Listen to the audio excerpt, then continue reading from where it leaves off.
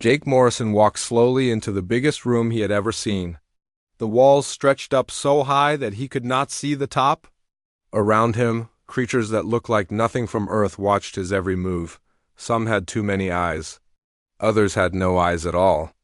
A few looked like they were made of glass or metal. The human ambassador wore his best suit. It was dark blue with a small Earth flag on the chest. Behind him walked 4 other humans. Each one tried to look calm, but their hearts were beating fast. Admiral Lisa Crawford kept her hands behind her back. She had fought in space wars for 10 years. She had seen ships blow up and friends die. But nothing scared her more than this moment.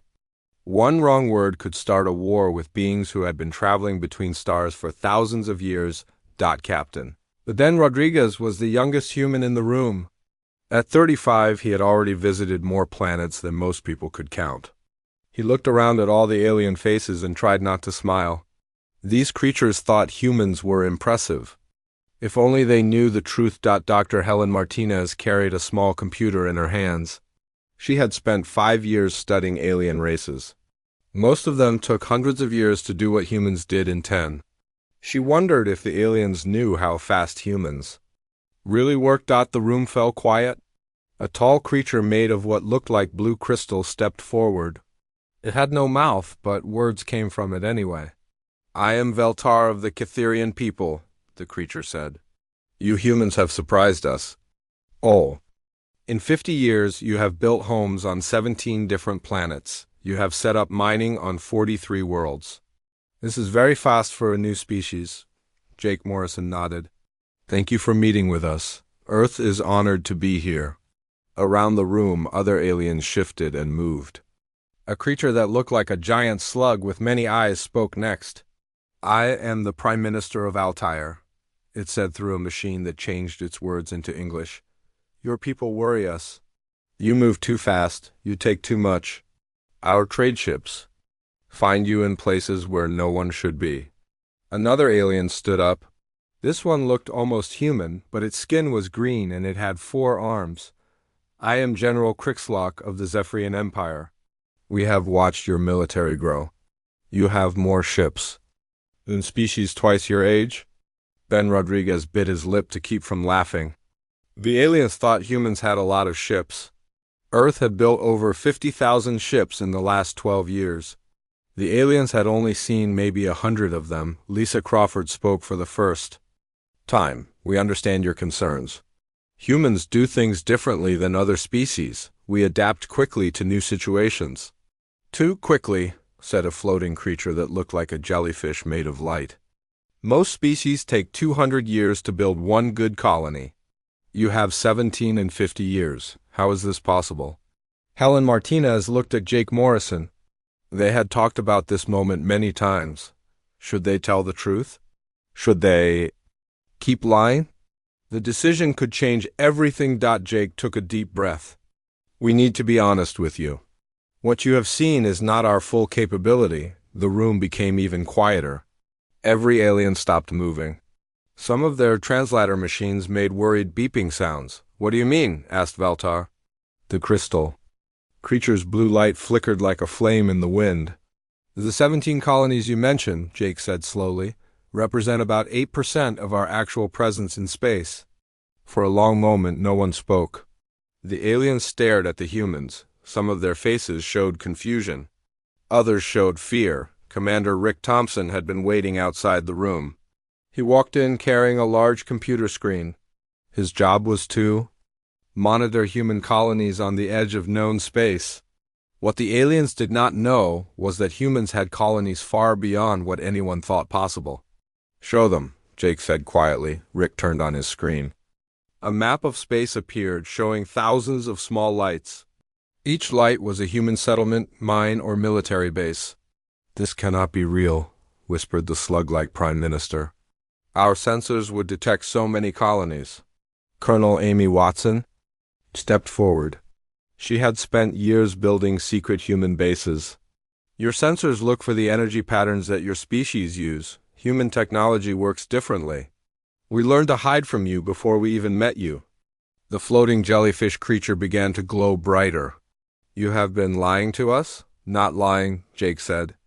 We have been careful. Most species fear rapid expansion. We thought it would be better to introduce ourselves slowly. General Paul Henderson had been quiet until now. He was a big man with gray hair and scars on his hands. Every alien in the room had heard of him. He was the human who had planned their defenses against space pirates and hostile worlds. We did not want to scare anyone, Paul said in his deep voice, but hiding the truth is becoming harder every day. How much harder? Asked Veltar. Ben Rodriguez could not help himself anymore. We establish about 3 new colonies every week. Each one becomes self-sufficient within 6 months. Within 5 years, each colony can support millions of people. The math was simple, but the aliens seemed unable to believe it. 3 colonies per week meant over 150 per year. Humans had been doing this for 12 years. The numbers were enormous. Impossible, said General Crixlock. No species can grow that fast without destroying themselves? Helen Martinez opened her computer. Would you like to see our population numbers, our industrial output, our food production? No, said the Prime Minister. Quickly. We have heard enough for today. But Jake Morrison shook his head. I think you need to understand something important. Everything we have told you today represents our normal, everyday expansion. We have not been trying hard. We have not been in a hurry. The aliens looked at each other. Their different forms of communication filled the room with strange sounds, lights, and smells. What do you mean, not trying hard? Asked Veltar. Lisa Crawford answered. For the past 50 years, humans have been focused on other things. We have been solving problems on Earth. We have been learning about ourselves. Space colonization has been a side project. A side project? The floating creature's light turned from blue to red. You call the fastest expansion in galactic history a side project? Jake nodded. Most of our best people work on Earth. Most of our resources stay on Earth. Most of our attention goes to Earth problems. What you see in space is what we do with our extra time and leftover materials. The silence that followed was different from before. It was not the silence of surprise. It was the silence of fear. Ben Rodriguez looked around the room at all the alien faces. Some looked angry. Some looked confused. Most looked scared. We want to be friends, Jake said. We want to trade and learn from each other. But we also want you to understand who you are dealing with. And who are we dealing with? Asked General KRIX single quotes locked. Jake Morrison smiled, but it was not a happy smile. It was the smile of someone about to change the galaxy forever. You are dealing with a species that has built the largest space empire in known history without really trying. You are dealing with humans who have barely started. The meeting ended with those words. The aliens needed time to think. The humans needed time to prepare for what would come next. As the human delegation left the great chamber, every alien watched them go. They all understood that the galaxy had just become a very different place, and they all wondered what would happen when humans decided to really try. 3 days passed after the first meeting. The alien council members had not slept well. Many of them sent urgent messages to their home worlds. The news was always the same. Humans were far more dangerous than anyone had thought. Commander Rick Thompson sat in his small office aboard the human ship orbiting the council station. His job was to watch the outer colonies, the secret ones that no alien knew about. His computer screen showed hundreds of reports coming in every hour. A new mining station had just finished construction around a dead star. The station could process more metal in one day than most alien civilizations used in a year. Another report showed that Colony World 247 had just reached 1 million people. It had started with only 50,000 people 2 years ago. Rick shook his head as he read the numbers. The aliens thought humans had 17 colonies. The real number was over 800. And that number grew every week. Colonel Amy Watson walked into Rick's office. She carried a cup of coffee and looked tired. Her job was even harder than Rick's. She had to make sure that human military bases stayed hidden from alien sensors. How many new bases this week? Rick asked. 15, Amy said. 3 around gas giant planets, 7 on asteroid belts, and 5 in empty space between star systems. Do the aliens suspect anything? Amy sat down and sipped her coffee. Their patrol. Ships came close to base 447 yesterday, but our stealth systems worked perfectly. They flew right past us. Rick pulled up a map on his main screen. It showed the local area of the galaxy. Red dots marked alien colonies and bases. Blue dots marked human settlements. There were 50 blue dots for every red dot. Look at this, Rick said, pointing to a section of the map. The Altarians think this whole region is empty space. We have 23 colonies there, Amy laughed, but it was not a happy laugh. Wait until they find out about the industrial worlds. The industrial worlds were Amy's biggest secret. Humans had found 12 planets that were perfect for building things. These worlds had no life on them, but they had everything needed for manufacturing. Humans had turned these dead rocks into the biggest factories in the galaxy. Each industrial world could build a complete spaceship in 3 days. The biggest ships took 2 weeks. The aliens needed 6 months to build even a small ship. Back in the council chamber, the aliens were meeting again. This time, no humans were present. The aliens wanted to talk freely about what they had learned. Veltar stood in the center of the room. The crystal creature's blue light was dimmer than usual. I have received reports from my government. Our deep space sensors have detected human energy signatures in over 300 star systems. That is impossible, said General Crixlock. 3 days ago, they said they had presence in 17 systems. The Prime Minister of Altair moved his slug-like body closer to the center. My trade ships have been reporting strange encounters for 2 years. Ships that appear and disappear, signals that make no sense. We thought it was equipment failure, a new alien spoke up. This one looked like a tall bird with silver feathers. I am Commander Sixroll of the Avian Federation. Yesterday, one of our exploration ships found a human mining operation in the Vega system. The operation was extracting metals from 3 different asteroid belts at the same time. How big was this operation? Asked Veltar. Bigger than our largest mining facility, and it appeared to be fully automated. No human workers were present. The aliens looked at each other with growing worry. Automated mining meant that humans could extract resources without risking their people. It also meant they could work much faster than anyone else. General Crixlock activated his own computer display. I have been analyzing human ship movements. In the past year, we have detected over 2,000 different human vessels. 2,000? The floating jellyfish creature turned bright red. That is more ships than the entire Galactic Trade Federation owns. It gets worse, General Crixlock continued. These ships use technology we do not understand. They travel faster than our ships. They carry more cargo, and they seem to require very small crews. Meanwhile, on the human ship, Jake Morrison was meeting with his team. They had decided to tell the aliens more truth, but they needed to be careful about how much truth. Dr. Helen Martinez opened her research files.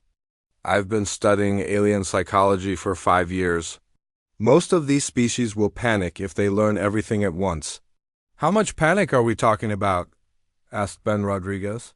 War, Helen said simply.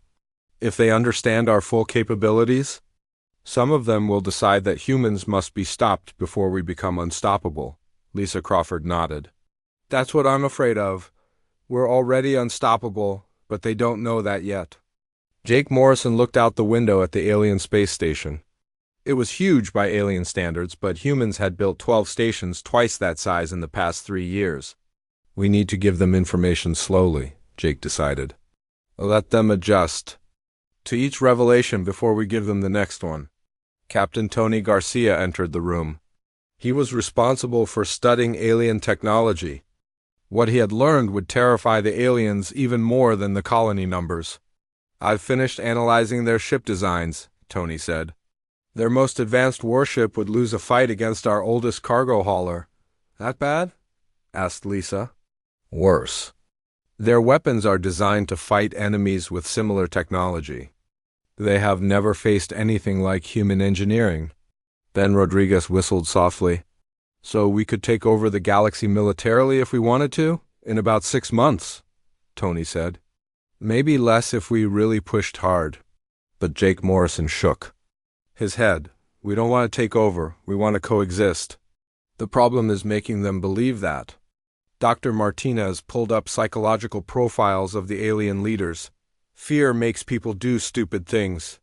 If they get too scared, they might attack us just to try to slow us down. Can we win if they all attack together?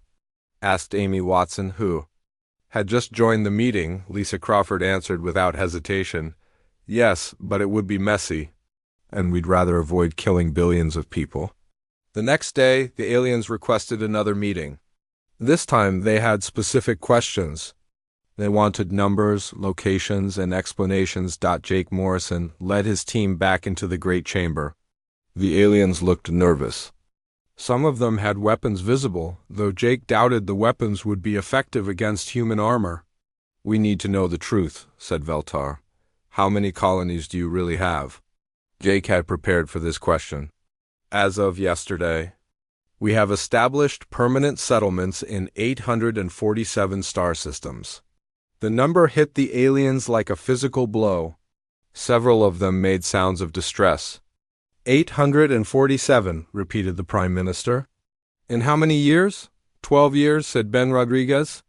That is 70 colonies per year, said General Crixlock, his voice shaking. Actually, the rate has been increasing, said Amy Watson. Last year, we established 132 new colonies. Commander Sixrel spread his silver wings in what looked like a gesture of surrender. How is this possible? Our fastest colonization took 8 years for a single world. Dr. Martinez stepped forward. We use different methods.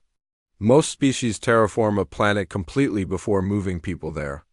We move people first, then improve the environment over time. But that's dangerous, said the floating creature. Colonists could die. Some do, Helen admitted. But humans are willing to take risks for faster expansion, Lisa Crawford added. Another piece of information that made the aliens even more worried. Each new colony becomes self-sufficient within 6 months. After 2 years, each colony can support expansion to other worlds. You mean your colonies create more colonies? Asked Veltar. Every successful colony sponsors the creation of 3 to 5 new colonies, said Jake. The math was terrifying.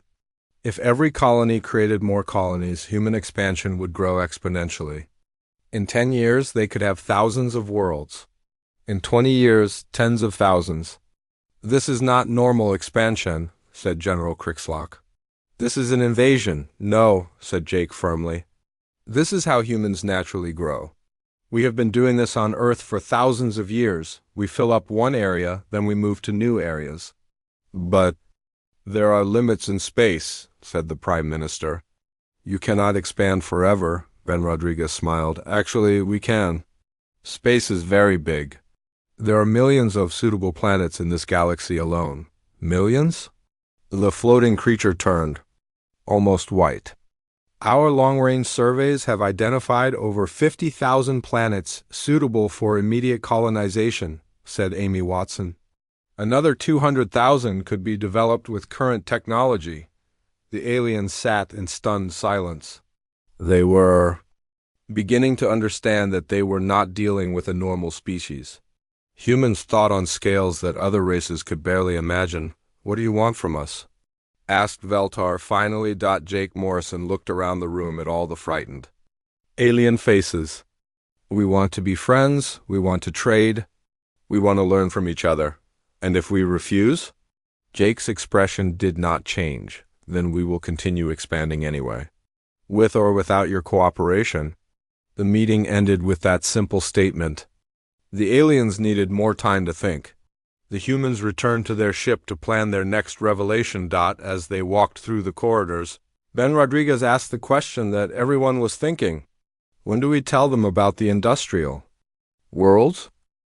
Engineer Kate Sullivan had been working on the biggest secret in human space for 5 years. She stood in front of a massive computer system that could show the exact location of every human settlement, ship, and operation in the galaxy. The Aliens thought they had heard shocking news already. They had no idea what was coming next. Kate walked into the council chamber carrying a small device in her hands. The aliens had been meeting for 6 hours, trying to understand how humans could build so many colonies so quickly. Their confusion was about to get much worse. Jake Morrison nodded to Kate as she set up her equipment. The other humans in the room knew what was about to happen. They had seen this presentation before, and it had shocked even them. "Ladies, gentlemen, and honored representatives," Kate began, "I want to show you something that will help you understand human capabilities." She pressed a button on her device. A three-dimensional map appeared in the air above the center of the room. It showed the local region of the galaxy, with thousands of tiny lights scattered across multiple spiral arms. At first, the aliens did not understand what they were seeing. The map showed far too many lights to be star systems. There were tens of thousands of small points glowing in different colors. "Each light represents a human presence," Kate said quietly. "Blue lights are colonies, red lights are mining operations. Green lights are research stations. Yellow lights are military bases." The silence in the room was complete. Every alien stared at the map with growing horror. There were not hundreds of lights. There were not thousands of lights. There were tens of thousands of lights. Veltar's crystal body began to shake. "This cannot be real. You said 800 colonies." "I said 847 permanent settlements," Kate corrected. "These other locations are temporary installations, automated systems, and special-purpose facilities." Commander Dan Miller stepped forward. He was responsible for keeping human operations hidden from alien detection. His job had become much harder as human expansion accelerated. "Your sensors are designed to find the energy patterns that your civilizations use," Don explained. "Human technology works differently. We learned to avoid detection long before we met any of you." General Crixlock activated his own computer and tried to count the lights on Kate's map. After reaching 1,000, he stopped trying. "How many total installations do you have?" he asked Lieutenant Sarah Brooks, who kept track of all human operations, consulted her tablet. "As of this morning, we have active operations at 12,416 locations." The number was so large that several aliens made sounds of distress. The floating jellyfish creature turned completely white and sank toward the floor. 12,000? whispered the Prime Minister of Altair. "That is more locations than our entire civilization has ever established. And we add approximately 40 new locations every week." Sarah added helpfully. Kate changed the display to show how fast human operations were growing. A time-lapse animation showed the lights appearing on the map over the past 12 years. At first, there were only a few dozen lights near Earth, then hundreds appeared, then thousands. The growth was exponential. Most galactic species established 2 or 3 new installations per year, Kate explained. Humans average over 2,000 new installations per year. Admiral Lisa Crawford activated another section of the display. "What you need to understand is that each installation serves a specific purpose in our overall expansion strategy." The map changed to show connecting lines between different installations. The aliens could see that human operations were not random. They formed a complex network spanning multiple regions of the galaxy. "Every mining operation supplies materials to nearby colonies," Lisa explained. "Every colony supports the establishment of new mining operations. Every research station develops better technology for both colonies and mining operations." Dr. Helen Martinez pulled up comparative data. "Most species wait 200 years to establish a new colony because they try to make each world perfect before settlement. Humans establish functional colonies within months, then spend decades improving them." The aliens were beginning to understand that human expansion was not just fast, it was efficient. Every human installation made the next installation easier to build. Captain Bobby Lee commanded one of the exploration fleets that found new worlds for human expansion. He had personally surveyed over 300 star systems in the past 2 years. "We also think differently about what makes a world suitable for settlement," Bobby said. Most species only colonize worlds that are almost identical to their home. Planets, humans can adapt to almost any environment. Kate activated a new section of her display. It showed human colonies on worlds that other species would consider uninhabitable. Ice worlds where the temperature never rose above freezing. Desert worlds with almost no water. Gas giant moons with poisonous atmospheres. Humans live comfortably on worlds that would kill most galactic species within hours, Kate said. How? Asked Commander Sixrel. Technology and determination, answered Captain Michelle Clark, who commanded one of the newest classes of human ships. We build enclosed cities, artificial atmospheres, and closed-loop life support systems. The aliens stared at images of human cities built inside giant domes on airless worlds. They saw underground colonies carved into the rock of planets with deadly surface conditions. They saw floating cities in the atmospheres of gas giants. This gives us access to resources that no one else can reach, Michelle continued. Worlds that you consider worthless are valuable to us. Dr. Frank Williams, who planned human colonial development, showed the aliens something even more frightening. He displayed the industrial capacity of human space. Our current industrial output doubles every 18 months, Frank said. Each new colony adds to our total manufacturing capability. The numbers were staggering. Human factories now produced more manufactured goods per year than the entire Galactic Trade Federation had produced in the past century. Our shipbuilding capacity alone exceeds the combined output of the top 5 galactic civilizations, Frank added. Captain Tony Garcia had been studying alien technology for years. What he had learned would have been classified information if the aliens had not forced this conversation. We have also been improving your technologies, Tony said. Every piece of alien equipment we encounter gets studied, copied, and improved. You steal our technology? General Crixlock sounded angry. We find abandoned equipment, study crashed ships, and reverse-engineer devices sold to us through trade, Tony replied calmly. Everything we learn gets incorporated into human designs. Kate showed the aliens examples of human technology that had been based on alien designs. In every case, the human version was smaller, faster, more efficient, and more powerful than the original. Your plasma weapons gave us ideas for better mining tools, Tony explained. Your shield generators helped us design better habitat domes. Your faster-than-light engines were the basis for our current propulsion systems. But your ships are faster than ours, protested Commander Sixrel. Because we improved your designs, Tony said simply. Admiral Jennifer Walsh had been quiet during most of the presentation. She was responsible for long-range planning and strategic development. What she was about to reveal would complete the picture of human expansion. The locations shown on this map represent the results of exploration missions to approximately 50,000 star systems. Jennifer said the aliens had thought 12,000 installations was impossible to believe. 50,000 exploration missions was beyond their comprehension.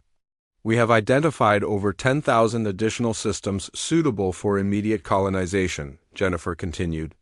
Another 30,000 systems could be developed with current technology. 40,000 more colonies? Veltares' voice was barely a whisper. Conservative estimate, yes, Jennifer said. And those numbers only include systems we have already surveyed. We discover new suitable systems every week. Kate changed the display one final time. It now showed projected human expansion over the next 50 years. The aliens watched in horror as the lights on the map multiplied and spread until they covered most of the visible galaxy. This projection assumes our current rate of expansion, Kate said. If we decided to accelerate our efforts, these timelines could be cut in half. The aliens sat in stunned silence. They were looking at the end of their civilizations as dominant forces in the galaxy. Within their lifetimes, humans would outnumber all other species combined. What do you want from us? Asked the Prime Minister finally. Jake Morrison stood up. We want you to understand what you are dealing with. We want honest relationships based on accurate information. And if we try to stop you? Jake's expression did not change. You cannot stop us. Our expansion is already beyond your ability to control or contain. General Crixlock activated his weapon systems indicator, but Lisa Crawford shook her head. General, our current military capability is approximately 50 times greater than the combined forces of all galactic civilizations, Lisa said matter-of-factly. War would be brief and one-sided. Then what stops you from simply taking over? Everything? Asked Reltar. We do not want to rule over other species, Jake replied. We want to expand and grow, but we prefer to do it peacefully. Professor Nancy Davis had spent 20 years studying how alien minds worked. She watched the council chamber as the aliens tried to process what they had learned. Some of them were shaking. Others had stopped moving completely. A few were making urgent calls to their homeworlds, the Zephyrian. General Crixlock was the first to speak after a long silence. His green skin had turned pale, and his forearms trembled as he pointed at the display that still showed thousands of human installations. If you have achieved this level of expansion in 12 years, and you say this is barely getting started, what are your real plans? He asked. Nancy had expected this question. The aliens needed to understand not just what humans had done, but what humans could do if they really tried. Major Chris Allen stepped forward. He worked with the Strategic Planning Committee that designed humanity's long-term expansion goals. The numbers he was about to share would change galactic politics forever. Our conservative projections show human presence expanding to approximately 60% of habitable systems in this galaxy within 50 years, Chris said calmly. The silence that followed was different from before. It was the silence of beings who suddenly understood they were looking at their own extinction as dominant species. 60%? Whispered the Prime Minister of Altair. That would be millions of worlds. Actually, closer to 10 million worlds, Chris corrected. Our long-range surveys indicate there are approximately 16 million potentially habitable worlds in this galaxy. Commander Lisa Thompson specialized in supply chains and logistics. Her job was to make sure that human expansion had all the materials and support it needed. What she had to say would make the aliens understand how unstoppable human growth really was. Our current industrial output doubles every 18 months, Lisa explained. This is not an accident. We design every new installation to increase our total productive capacity. She activated a new display that showed the growth of human manufacturing over time. The curve was steep and getting steeper. Each new mining operation provides materials for 3 new colonies. Each new colony provides the workforce for 5 new mining operations. Each research station improves our efficiency by approximately 8% per year. The aliens stared at charts that showed exponential growth in every category. Ship production, population growth, resource extraction, technological advancement. Every line on every graph pointed upward at an alarming rate. Dr. Frank Williams, who directed human colonial development, added more frightening details. We are not just building random settlements, Frank said. Every new colony is part of an integrated system designed to support faster expansion. He showed the aliens maps of human space that revealed the careful planning behind what looked like rapid expansion. Trade routes connected every settlement. Supply lines formed efficient networks. Military bases protected key strategic points. Each region of human space is designed to be self-sufficient while contributing to overall growth, Frank continued. If one area is attacked or damaged, the rest can continue expanding. Captain Tony Garcia had more bad news for the aliens. His studies of their technology had revealed something that would destroy any hope they had of stopping human expansion. We have analyzed the military capabilities of every known galactic civilization, Tony said. Our current fleet could defeat all of your combined forces simultaneously. General Crixlock activated his own military computers. That is impossible. The Galactic Defense Alliance has over 10,000 warships. We have over 50,000 ships that are individually superior to your best warships, Tony replied. Our oldest cargo haulers have better armor and weapons than your newest military vessels. The numbers were devastating, but Tony was not finished. Our newest ships are approximately 10 times more capable than the ships that established our first colonies. And we are currently designing vessels that will make those look primitive. Captain Michelle Clark commanded one of these new ships. She had seen what human technology could do when it was pushed to its limits. Our latest ships can travel 3 times faster than anything in the galactic fleet, Michelle said. They can carry 10 times more cargo. They require crews that are 1/10 the size of comparable alien vessels. How is this possible? Asked Commander Sixrule. Human engineering philosophy is different, Michelle explained.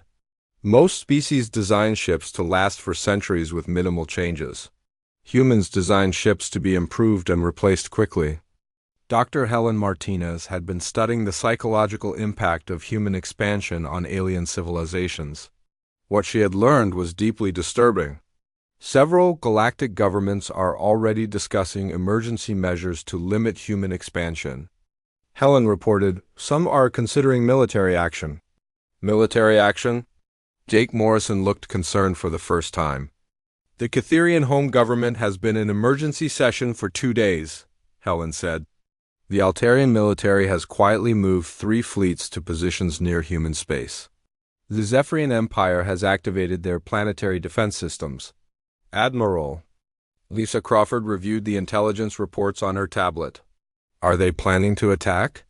They are planning to try, Helen said. But they do not understand what they would be fighting. General Steve Brown, who commanded Human Strategic Defense, had been monitoring alien military movements for weeks. What he had to say would end any possibility of peaceful relations with several species. If the aliens attempt military action against human colonies, the war will last approximately 6 weeks, Steve said matter-of-factly. 6 weeks? General Crixlock sounded skeptical.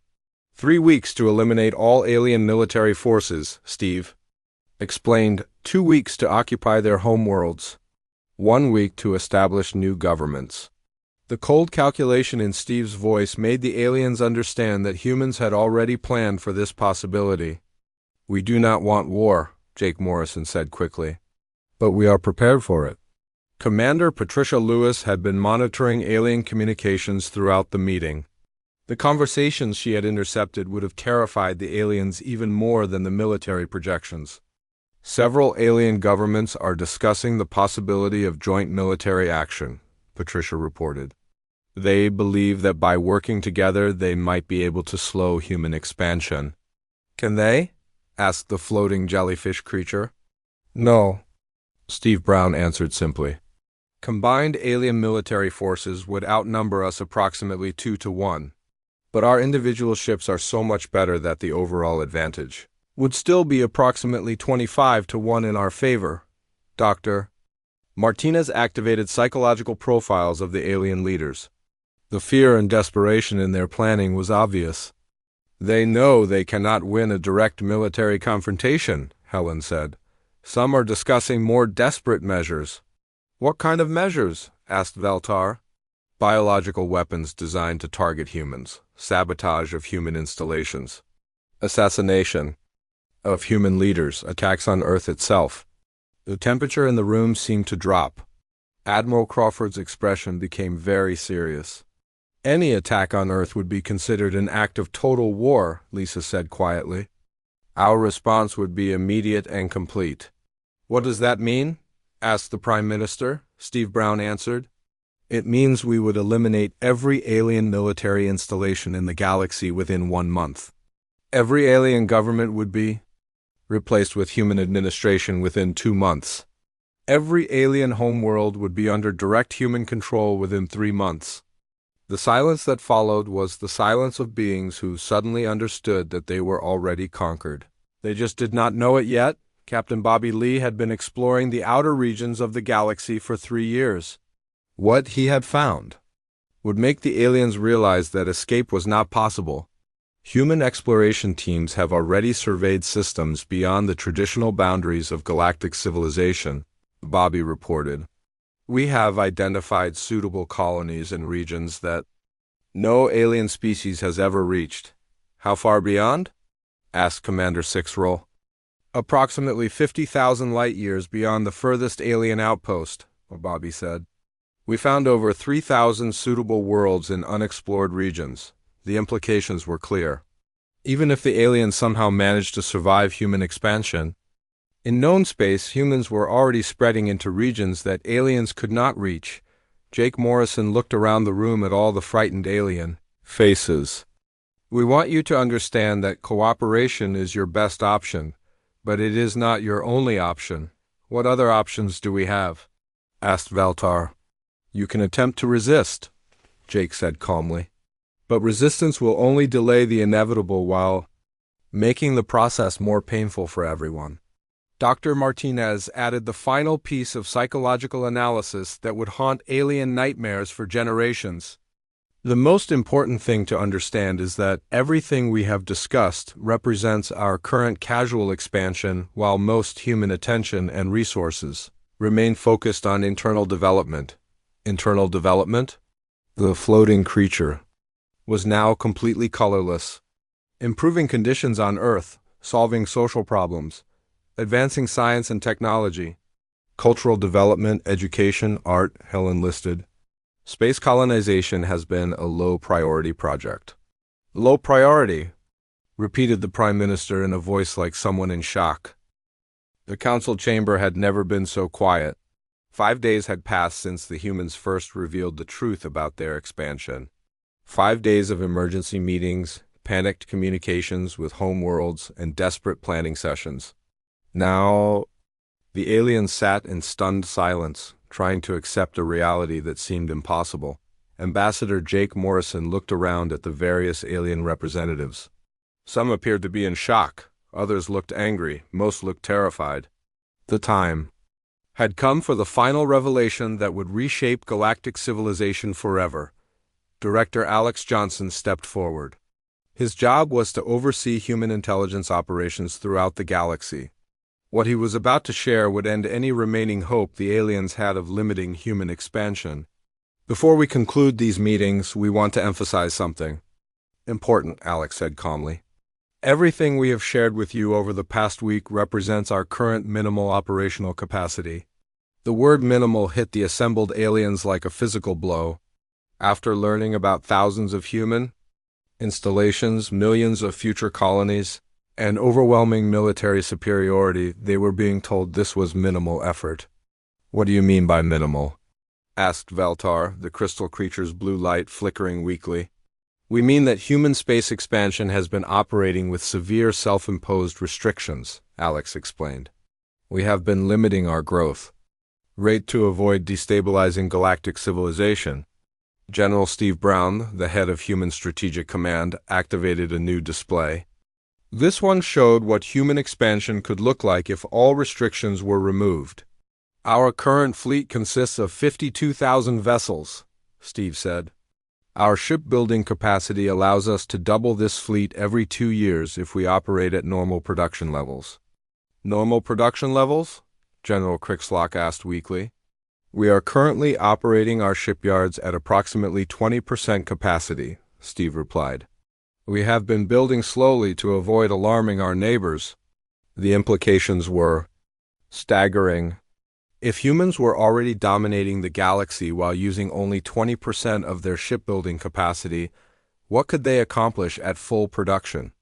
Commander Patricia Lewis had been monitoring alien communications for weeks. The conversations she had intercepted revealed the growing panic among alien governments. Several species have been attempting to form a defensive alliance, Patricia reported. The Catherian government has sent secret messages to over 40 different civilizations. What are they planning?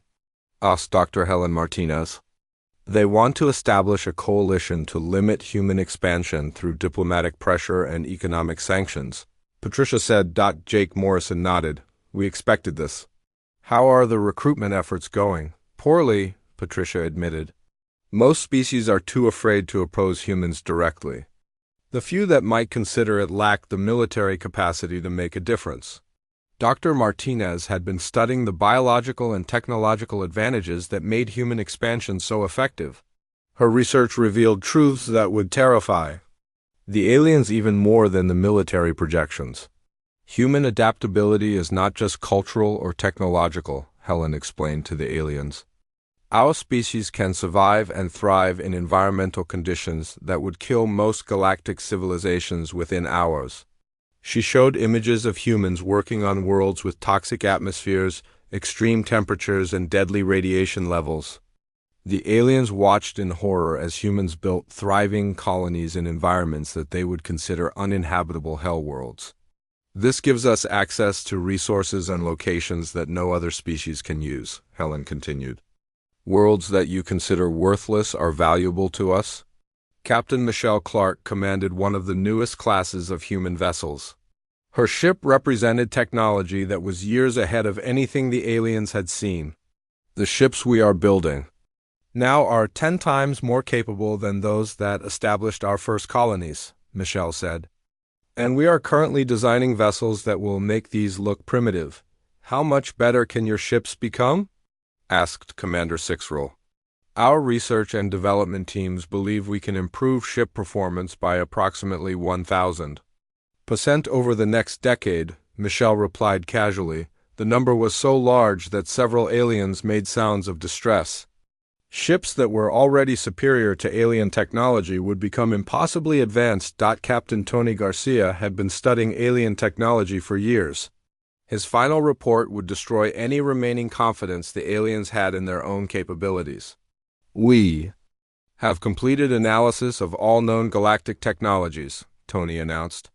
In every category, human engineering is already superior or rapidly becoming superior. He displayed comparison charts that showed human advantages in propulsion, weapons, shields, life support, manufacturing, and computer systems. Your fastest ships are slower than our cargo haulers, Tony said matter-of-factly. Your best weapons cannot penetrate our standard armor. Your most advanced computers are less capable than the systems we use for basic navigation. How did you advance so quickly? Asked the Prime Minister of Altair. We think differently about technology, Tony explained. Most species perfect one. Design and use it for centuries. Humans constantly improve and replace our technology. Admiral Jennifer Walsh had been planning humanity's long-range expansion strategy. Her projections would complete the picture of human dominance.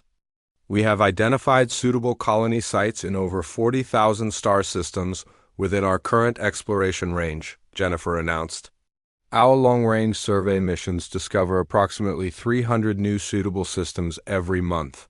300 per month? Veltar's light was now barely visible. And that rate is increasing as we deploy better exploration technology, Jennifer added. Within 5 years, we expect to be identifying over 1,000 new suitable systems per month. The math was overwhelming. At that rate, humans would catalog every potentially habitable world in the galaxy within decades. What about other galaxies? Asked the floating jellyfish creature in a voice barely above a whisper. Admiral Walsh smiled. Our deep space exploration teams have already identified suitable targets in the Andromeda Galaxy and 3 smaller neighboring galaxies. The aliens had not even considered the possibility that humans might expand beyond their home galaxy. The idea was so vast that most of them could not comprehend it. Dr. Frank Williams, who directed human colonial development, provided the final details about humanity's true expansion potential. If we removed all current restrictions and made galactic colonization our primary goal, we could establish permanent settlements in every habitable system in this galaxy within 15 years, Frank said calmly. Every system? General Crixlock could barely speak. Every single one, Frank confirmed. We have the technology, the resources, and the population to accomplish complete galactic colonization faster than any species in history has colonized a single solar system. Jake Morrison stood up to address the terrified aliens for the final time. We want you to understand that we prefer cooperation to conquest. But we also want you to understand what you are dealing with. What if we refuse to cooperate? Asked. Veltar, Jake's expression remained calm and friendly. Then you will be irrelevant to our expansion. We will work around you, over you, or through you, depending on what is most efficient. And if we try to stop you? You cannot stop us, Jake. said simply. Our expansion is already beyond your ability to control, contain, or significantly delay. Admiral Lisa Crawford delivered the final statement that would be remembered as the moment galactic civilization realized it was no longer alone at the top of the cosmic hierarchy. The most important thing for this council to understand is that everything we have shared represents 12 years of casual expansion by a species that was primarily focused on other concerns. She paused, looking around the room at the terrified alien faces. We have been dealing with internal conflicts, environmental challenges, and cultural development. We have been solving problems on Earth and improving our society. Space colonization has been a secondary priority that we pursue with leftover time and extra resources. The silence that followed was the silence of civilizations that suddenly understood they were witnessing the end of their relevance in galactic affairs. Most of our best scientists work on Earth projects, Lisa continued. Most of our greatest minds focus on human problems. Most of our resources stay in our home system. What you have seen in space is what we accomplish as a hobby. Jake Morrison concluded the historic meeting with words that would reshape interstellar relations forever. We hope this information helps the Council understand that humanity seeks partnership, not conquest. But we also believe that all relationships should be built on honest understanding of capabilities and intentions. He looked directly at each alien representative. We have been honest about our capabilities. We have been clear about our intentions. We hope you will be equally honest about yours. Admiral Crawford added the final words that would echo through galactic history.